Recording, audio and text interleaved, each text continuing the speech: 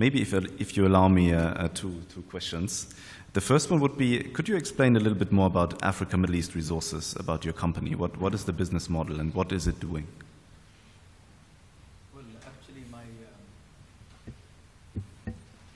my business model, funny enough, even though I come from the aluminum industry and I dealt with raw material, but I remember there was a time, if you all recall, that I can't remember the year. Is it 5 or 6, 2005 or 6 or 7, or maybe beyond that?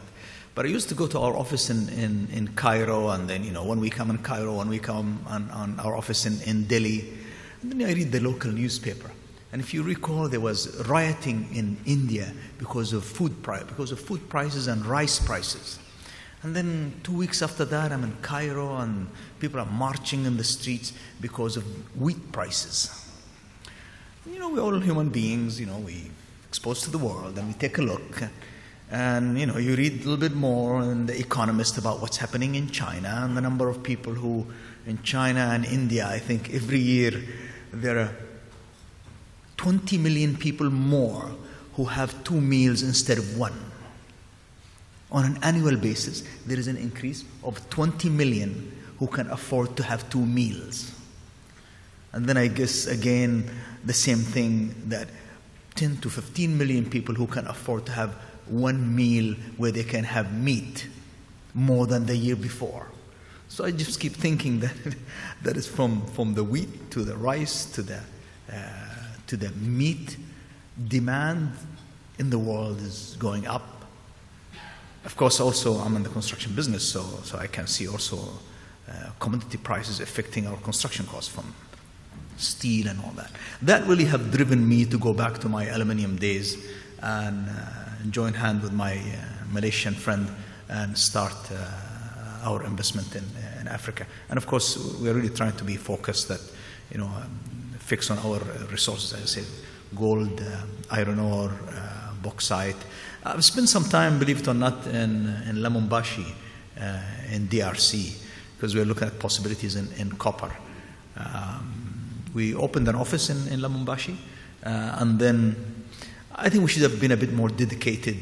We would have done something there, but we have not been successful in that area.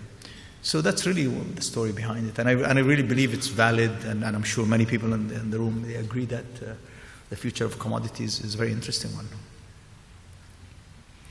So I fully agree, and Africa is probably in the best position to meet the world's demand for these commodities. So what is your outlook on Africa for the future? Do you think there is a renaissance happening at the moment? Well, if there is a renaissance, we'll just have to go back to the global economy, because it's linked to that. Now, of course, we know that the past, say, 4 or 5 years, the world economy is slowing down. Even China is going down from that fabulous growth to still a good growth of say, 7%. But even when commodities are down, Africa is growing at averaging 5.5%, because they're starting from such a low base. But I have no doubt after 5 years, we are not far away from another, I don't want to say another commodity boom, because I hope bankers, they behave this time and they just don't throw too much money at everything. So therefore, I think, yes, commodities are going to come back. Prices will probably improve. I think people will come back and start thinking about supply and demand, and they will invest in Africa, which means that the future of Africa and growth story in Africa on all level, I think, will definitely be something that I'm very positive on. One thing that I really forgot to mention in my speech is that I really ask everyone, as we of course, we are all driven by profit and loss in this world. I really ask people that if you are investing in Morocco or Algeria in your mining business, or Saudi Arabia or Africa, I think we have a duty to this towards the society that we work in. So supporting local communities, doing the right thing as we work in the mining industry, I think it's something that we should not neglect, and that's something that we should really promote as well, because I go to certain villages in Africa, and I think the same thing probably in Algeria or Morocco. I really think that we should keep these communities in mind, and I think we should keep the environment in mind. And mining companies, they can still make money while doing things right, while looking after the local communities. So please, I ask you to keep that in mind as we do our business.